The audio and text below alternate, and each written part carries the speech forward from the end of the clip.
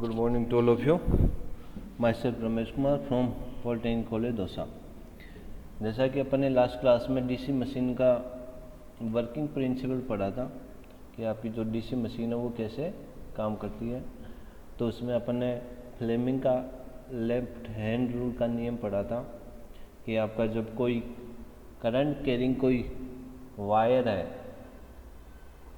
या कोई लूप है उसको अपन मैग्नेटिक फील्ड में रखते हैं तो उसके ऊपर फोर्स किस साइड से लगता है, तो उस फ्लेमिंग का जो लेफ्ट हैंड रूल है उसके अनुसार समझाया जाता है। आज अपन जो मशीन पढ़ेंगे उसका कंस्ट्रक्शन पढ़ेंगे। मशीन में कौन कौन से पार्ट्स होते हैं, तो मेनली देखिए आपकी ये मशीन दी हुई है, तो इसमें देखिए आपके जो ये बाहरी आपका सरफेस दे रखा है इसको अपन योक या फ्रेम बोलते हैं। इसको फिर अपन वन बाय वन पढ़ेंगे। तो ये बाहरी सरफेस है ये वाला, ये आपका क्या है, फ्रेम। तो इसको अपन क्यों लगाते हैं, क्योंकि ये आपके मैकेनिकली सपोर्ट प्रोवाइड करवाता है। मैकेनिकल सपोर्ट मतलब इसके ऊपर अपन जो आपका है और जो सिस्टम है और जो आपके पार्ट्स हैं वो इसके ऊपर फिक्स करते हैं। इसके साथ ही आपका जो इसको प्रोटेक्शन भी प्रोवाइड करवाता है, क्योंकि बाहर से जो भी आपका पानी है या डस्ट है वो अंदर जो आपके ये पार्ट्स हैं उसके ऊपर ना गिरे। तो ये आपका फर्स्ट पार्ट होता है फ्रेम या योक। तो बाहर से आप जो भी जो मोटर को देखते हो या जनरेटर को देखते हो, बाहर से जो आवरण आपको दिखाई देता है वो क्या होता है, आपका फ्रेम। इसके अंदर आपके फील्ड पोल लगे होते हैं। तो यहाँ पे दो टाइप की कोल रहेगी, एक आपकी फील्ड कोयल, एक आपकी आर्मेचर कोयल। ठीक है, फील्ड कोयल होती है वो आपका मैग्नेटिक या चुंबकीय क्षेत्र बनाने के लिए काम में ली जाती है। अब जो चुंबकीय क्षेत्र बनाना है तो उसके लिए अपन को एक कोयल लगानी होगी, और कोयल लगाने के लिए अपन को एक बेस चाहिए। तो जो बेस होता है उसको अपन बोलते हैं फील्ड पोल। तो ये आपके पोल्स हैं, तो ये आपके नॉर्थ पोल साउथ पोल बनाने के लिए काम में लिए जाएंगे। तो ये आपका नॉर्थ पोल बन रहा है यहाँ पे साउथ पोल बन रहा है। तो अपन जो इस पे ऊपर कोयल लगाई है आपने, ये यहाँ पे ये आपकी कोयल है, इसको अपन ग्रीन कलर से कर देते हैं। ये क्या है, आपकी कोयल है, ये कोयल है। तो यहाँ पे क्या लगा दिया आपने, एक वायर लपेट दिया है। अब इसमें जो अपन करंट डायरेक्शन इस हिसाब से रखते हैं कि आपकी इस एक पोल पे आपका एन बन रहा है तो इसके पास में जो भी पोल हैं वो हमेशा साउथ बने। ठीक है, कभी भी आपका सेम पोल पास में नहीं बनना चाहिए। उसके लिए अपन इसकी जो करंट की डायरेक्शन है वो उसी तरीके से रखते हैं।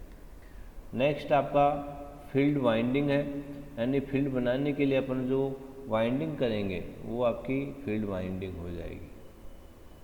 तो ये पार्ट्स इतने हैं आपका फ्रेम, फील्ड पोल और फील्ड वाइंडिंग। ये क्या पार्ट है, आपके फिक्स वाले पार्ट हैं, यानी ये स्थिर रहते हैं, इसलिए इनको अपन स्टार्टर बोलते हैं। स्टेटर, STATOR, स्टेटर बोलते हैं।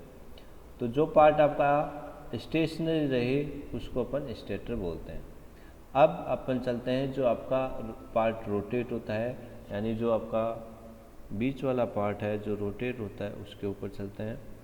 तो जो रोटेट पार्ट है वो आपका ये पार्ट है। जो रोटेट पार्ट है वो आपका बीच में देखिए, इसको अपन बोलते हैं आर्मेचर। तो आर्मेचर कैसे बनता है वो अपन आगे पढ़ेंगे। एक बार इसमें देख लीजिए, आर्मेचर क्या होता है, आपका एक स्ट्रिप होती है, स्ट्रिप को ऊपर स्ट्रिप रख करके एक कंडक्टर बनाया जाता है जिसको अपन आर्मेचर कंडक्टर बोलते हैं। इसके ऊपर कट लगे होते हैं, इस कट में क्या करते हैं अपन, जो कोयल है उसको या वायर होता है उसको अपन लपेटते हैं। तो वायर लपेटेंगे तो उससे आपकी एक कुंडली बन जाएगी। ठीक है, उस जो स्ट्रिप है उसके ऊपर ये छेद रखते हैं जिससे उसे आपकी जो कंडक्टिविटी होती है, जो आपकी हीट होती है वो आसानी से इस छेद में से निकल जाए। इसके अलावा इसके बीच में अपन क्या लगा देते हैं, आपके बियरिंग लगा देते हैं जिससे आपका ये आसानी से घूम सके। और क्या लगाते हैं इसमें, कम्यूटेटर। कम्यूटेटर तो क्या काम करता है, जो आपका एसी होता है उसको डीसी में कन्वर्ट कर देता है।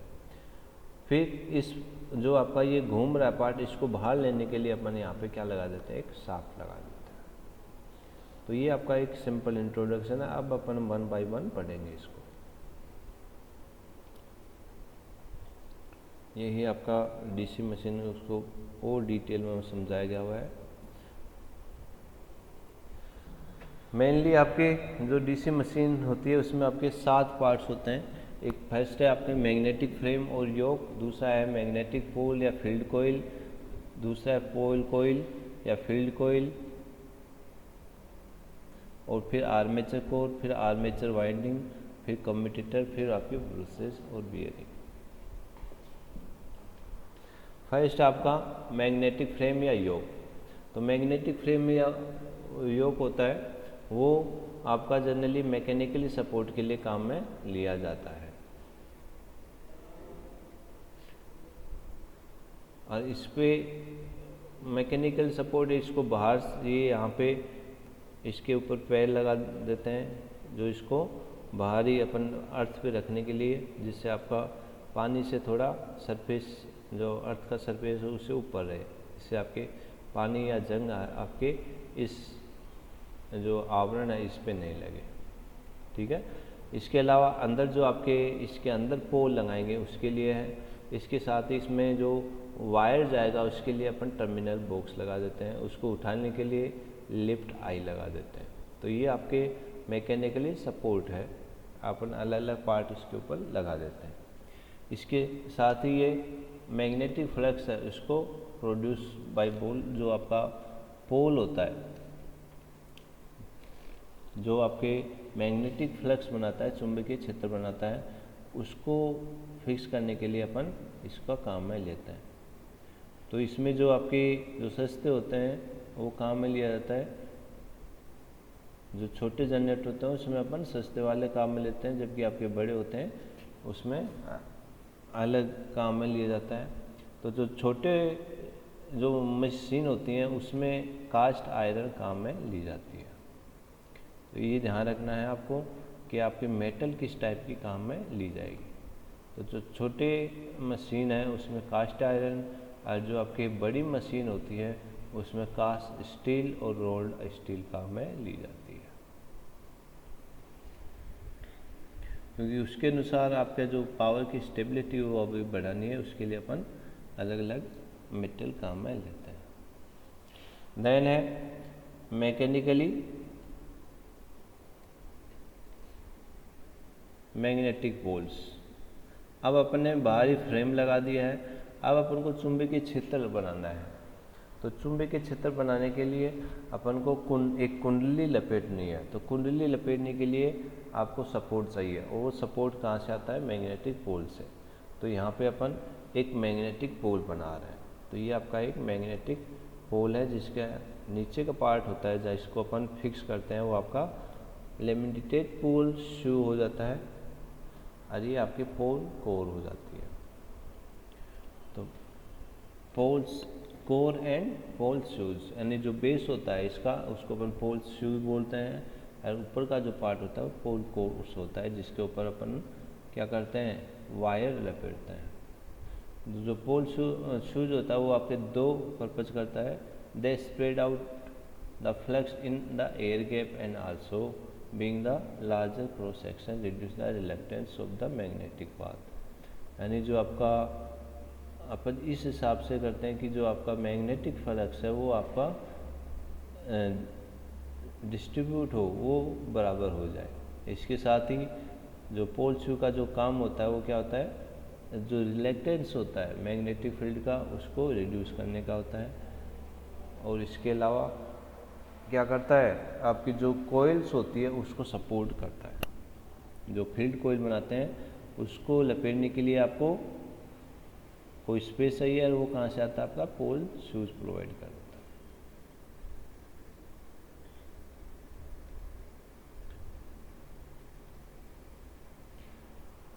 Poles core and pole shoes,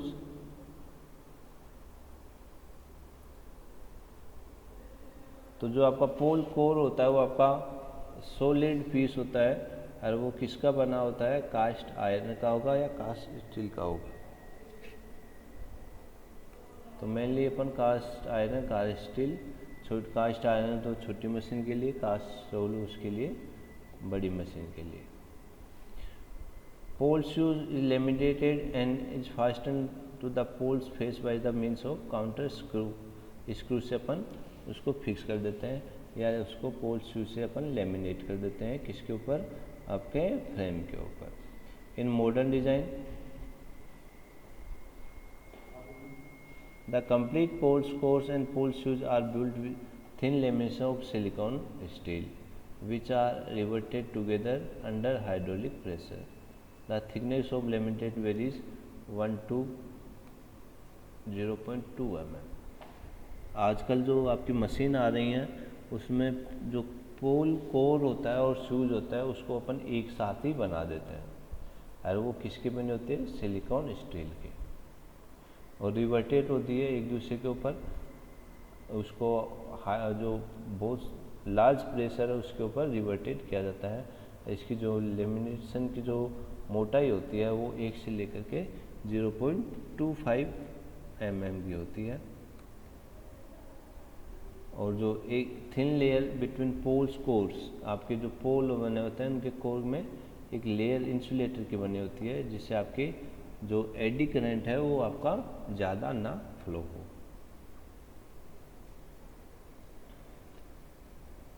next आपका फील्ड सिस्टम, आपका जो भी अपन ने पोल बनाया है अब उसके ऊपर अपन वायर लपेटेंगे तो जो आपका वायर होगा वो आपका फील्ड जनरेट करेगा, तो इसको अपन बोलते हैं फील्ड सिस्टम या कोयल सिस्टम बोलते हैं। The function of the field system is to produce a uniform magnetic field which the armature rotate. ठीक है, तो जो आपका फील्ड का काम होता है अपन इस हिसाब से पोल जनरेट करते हैं कि आपका जो फील्ड बना हो यूनिफॉर्म बने जिससे आपका आर्मेचर है वो घूमता रहे।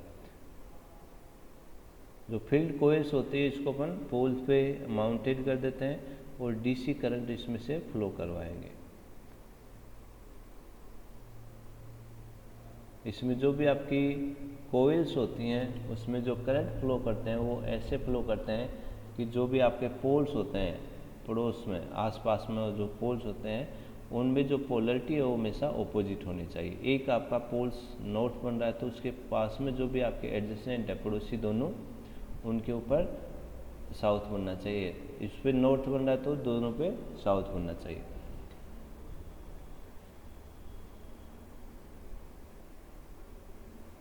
अब जो भी आपका ईएमएफ प्रोड्यूस होगा वो भी आपका मैग्नेटिक फ्लक्स जनरेट होगा और वो पोल पीस के बीच में एग्जिस्ट करेगा और जो आपका एयर गैप है उसके बीच में एडजस्ट करेगा। जो आपका एयर गैप होता है वो आपका इस टाइप से होना चाहिए कि वो आपको किसी पार्ट्स को टच नहीं करे। जो आपका रोटेट पार्ट हो रहा है और जो आपका फिक्स पार्ट है वो आपका दोनों एक दूसरे को टच नहीं करे, तो इतना अपन को गैप रखना होता है। तो ये जो आपका गैप होता है वो 0.5 mm टू 1.5 mm तक वेरी कर सकता है। देन आर्मेचर, जो अभी 3 पार्ट्स हैं अपन ने इसमें क्या पढ़ा है आपका, जो आपका पार्ट स्टेशनरी रहता है यानी जो आपका पार्ट स्थिर रहता है उसको पढ़ते हैं। इन 3 पार्ट्स को अपन क्या बोलते हैं, स्टेटर। अब जो पार्ट आएगा वो आपका घूमने वाला है, इसको अपन बोलते हैं रोटेटर। तो रोटेटर में जो आपका पार्ट पे घूमता है मेनली उसको अपन बोलते हैं आर्मेचर कोर। तो armature core is keyed to the machine shaft and rotates between the field coils. आपके ये फील्ड पोल्स बनाए अभी उनके बीच में ये घूमती है। तो बेसिकली ये क्या होती है, एक चक्ति होती है, सॉफ्ट आयरन की चक्ति होती है जिसकी मोटाई 0.4 से लेकर के 0.6 mm मोटाई होती है और इसके ऊपर अपन एक होल्स किए हुए होते हैं, स्लॉट कटे होते हैं। तो ये जो आपके स्लॉट कटे हुए हैं इनके ऊपर अपन वायरिंग के लिए स्लॉट कटे हुए हैं। तो यहाँ पे देखिए ये आपकी एक चक्ति है, ठीक है, इसके ऊपर ये स्लॉट कटे हुए हैं। तो ये स्लोट कट किस लिए काटेंगे, जिससे इसमें अपन जो अपन कोयल लगाएंगे वो इसके ऊपर में वायर लपेट देंगे। ठीक है। इसके अलावा इसमें एयर होल्स भी लगे हुए होते हैं। ये किस लिए होते हैं, क्योंकि जो भी आपके ये पार्ट्स इसमें करंट फ्लो होगी तो आपकी क्या होती है, हीट जनरेट होती है। हीट जनरेट होने से क्या होगी, आपकी ये गर्म हो जाएगी, और गर्म होगी तो आपके ये इसके जलने के चांसेस ज़्यादा होंगे। तो इसमें से अपन को जो हीट जनरेट हो रही है उसको बाहर निकालना है। तो उसके लिए क्या करते हैं अपन, यहाँ पे एयर होल्स लगा देते हैं, तो इसमें से हवा पास होगी। हवा पास करने के लिए अपन पीछे पंखा लगा देते हैं। ठीक है। इसके अलावा आपका लेमिनेटेड करते हैं, यानी एक चकती है, इसको अपन दूसरी चकती ऊपर फिक्स करेंगे तो दोनों के बीच में लेमिनेटेड करते हैं, जिससे कि आपके इसमें एडी करंट होते हैं वो लॉस कम हो। अब इस चकती के ऊपर एक दूसरी चकती लगा देंगे तो चकती पे चकती लगाते जाएंगे तो आपका जो फाइनल स्ट्रक्चर है वो आपका इस टाइप से बन जाएगा। तो ये आपका फाइनल स्ट्रक्चर है। अब इसमें ये स्लोट बने हुए हैं, ये स्लोट, इसके ऊपर अपन वायर लगा देते हैं। इस स्लोट में वायर लगाएंगे और ये घूमता हुआ दूसरे स्लोट के इसके अपोजिट स्लोट है उसमें से आ जाएगा। और ये अपन हर उसमें से अपन वायर लगाते हैं हर स्लोट में से, तो इसमें बहुत सारी कोयल का एक झुंड बन जाता है, जिसके वजह से इसके ऊपर बहुत सारा प्रेशर लगता है।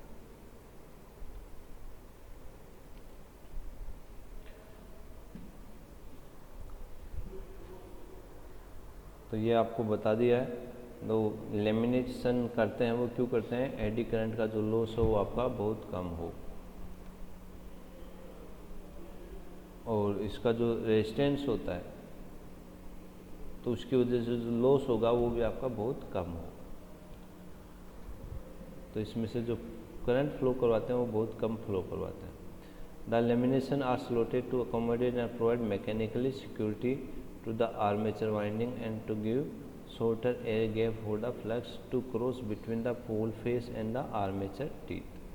आर्मेचर का जो टीथ है और पोल का फेस है, इसके बीच में अपन इतना गैप रखते हैं कि आपका जो वाइंडिंग है, आर्मेचर वाइंडिंग, वो एक दूसरे को टच नहीं करे।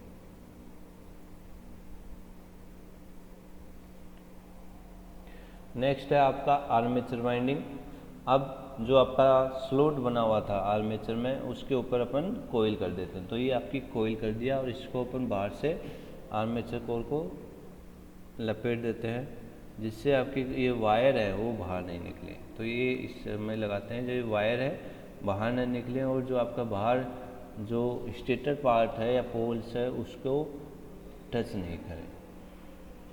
तो जो स्लोट बने हुए हैं उनके ऊपर इंसुलेटेड कंडक्टर लपेट देते हैं, किसमें, एक सूटेबल मैनर में। इसको अपन क्या बोलते हैं, आर्मेचर वाइंडिंग।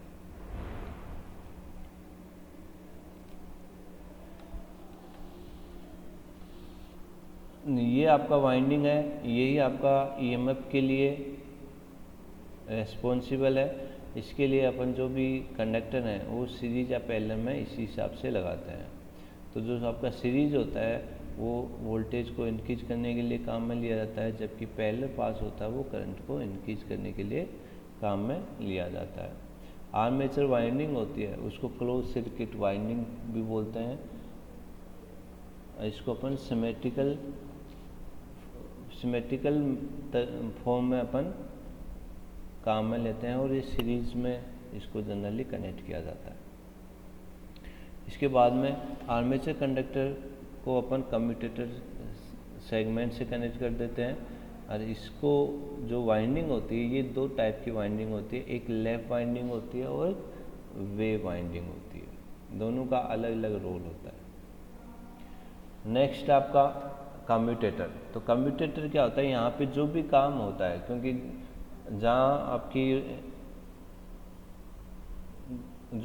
जहाँ पे आपका घूमने से या रोटेट होने से क्वांटिटी जनरेट हो रही है, यहाँ पे वोल्टेज या करंट जनरेट होगी, वो किसी वजह से आपका जो आर्मेचर होगा वो उसके घूमने से जनरेट होगी। तो जब भी घूमने से जो भी आपकी क्वांटिटी जनरेट होती है वो हमेशा एसी जनरेट होती है। तो AC को DC में कन्वर्ट किया जाता है। तो आपका AC को DC में कन्वर्ट करने के लिए एक आपका सेगमेंट की ज़रूरत होती है, कॉपर सेगमेंट की, जिसको अपन कम्यूटेटर बोलते हैं। तो ये कम्यूटेटर होता है, ये आपकी जो कोइल्स होती है उसके साथ ही रोटेट कर जाता है। तो उसकी वजह से जो आपकी कोइल्स घूम रही थी यहाँ से पॉजिटिव पार्ट में, इसके बाद में ये नेगेटिव पार्ट आ रहा है। तो इस नेगेटिव में जो आपके पार्ट घूम रहा था उसमें आपका कम्यूटेटर होता है, वो अपने आप की स्थिति चेंज कर देता है। तो ये नेगेटिव में नहीं जा कर के ऊपर ही आ जाता है। तो आपका ये क्या कर देगा, DC में कन्वर्ट कर देगा। तो ये प्योरली DC नहीं है, लेकिन आपका इसमें नेगेटिव पार्ट नहीं है, तो इसको अपन प्योरली AC भी नहीं बोलेंगे और प्योरली DC भी नहीं बोलेंगे। तो इसमें कुछ पार्ट आपका AC का पार्ट रह जाता है, जिसको अपन रिपल्स फैक्टर बोलते हैं। तो इसको रिमूव करने के लिए अपन फिल्टर लगा देते हैं। अब जैसे ये रोटेट होगा तो इसको बाहरी जो आपका बाहर अपन को करंट लेनी है, तो उसके लिए अपन ऐसा सिस्टम लगाते हैं जो इसको रोटेट से उससे ऊपर फर्क नहीं पड़े। तो इसके लिए अपन ब्रूस काम में ले लेते हैं। तो एक आपका ब्रूस होती है जो आपका जो वोल्टेज या करंट जनरेट होगा उसको बाहर सप्लाई करने के लिए काम में लिया जाता है। जो आपका कम्यूटेटर होता है वो इंसुलेटेड फोम में होता है और इसके साथ ही ये किससे बना होता है, आपका कॉपर से बना होता है। माइका से on the shaft of the machine के शाफ्ट पे ये फिक्स होता है। Are solder to the commutator segment to suitable manner to give rise of the armature winding. अब जो आपकी कम्यूटेटर होता है इसके ऊपर जो अपन वाइंडिंग करते हैं आर्मेचर पे, वो दो टाइप की वाइंडिंग होती है, लैप वाइंडिंग और वेव वाइंडिंग। क्योंकि अपन को जो कम्यूटेटर है उसकी बिल्डिंग स्ट्रक्चर अपन को बहुत ही ढंग से करनी पड़ती है, क्योंकि इसमें आपके स्पार्किंग होने के चांसेस रहते हैं।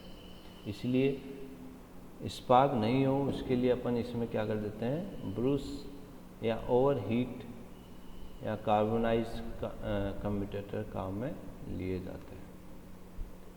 तो ब्रूस होता है वो आपका एक तरीके से जो आपकी कम्यूटेटर है और जो आपका आउटर है, जो भी DC मोटर है या DC जनरेटर है, उसके बाहर का जो आवरण है उसके बीच में मीडिएटर का काम करता है।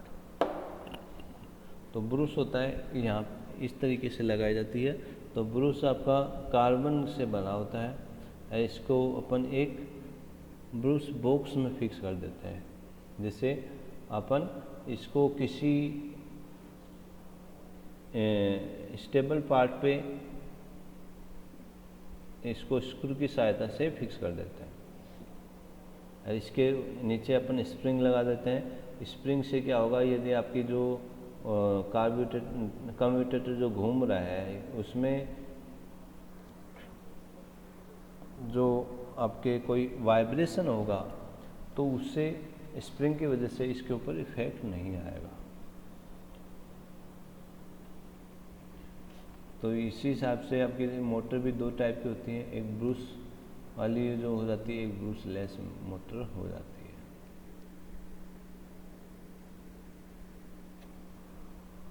तो ब्रूस लेस जो मशीन होती हैं वो जनरली हाई स्पीड एप्लीकेशन में काम में ली जाती है। तो the purpose of the bruises जो आपका DC जनरेटर में जो पर्पज होता है वो electric connection between rotating commutator and stationary external load circuit, उसके लिए काम में ली जाती है। और ये किससे बनाई होती है, कार्बन से बनाई होती है और कम्यूटेटर पे ये फिक्स होती है। ऐसे जो इसके ऊपर प्रेशर लगेगा वो किससे लगेगा, एडजस्टेबल स्प्रिंग से, जिससे उसके ऊपर प्रेशर को मेंटेन कर सकते हैं। यदि प्रेशर का आपका ज़्यादा रहेगा तो फ्रिक्शन आपका प्रोड्यूस होगा और उससे आपकी क्या होगी, हीट जनरेट होगी। On the other hand if the जो प्रेशर वीक होगा तो imperfect contact with the commutator में प्रोड्यूस स्पार्क, स्पार्क जनरेट हो जाएगी क्योंकि उसके ऊपर ढंग से कनेक्ट नहीं होगा। तो multipole have many pole, many brushes as they have poles. तो 4 पोल हैं तो उसमें 4 ब्रूस ही काम में ली जाएंगी क्योंकि उसमें कम्यूटेटर भी आपके 4 हों।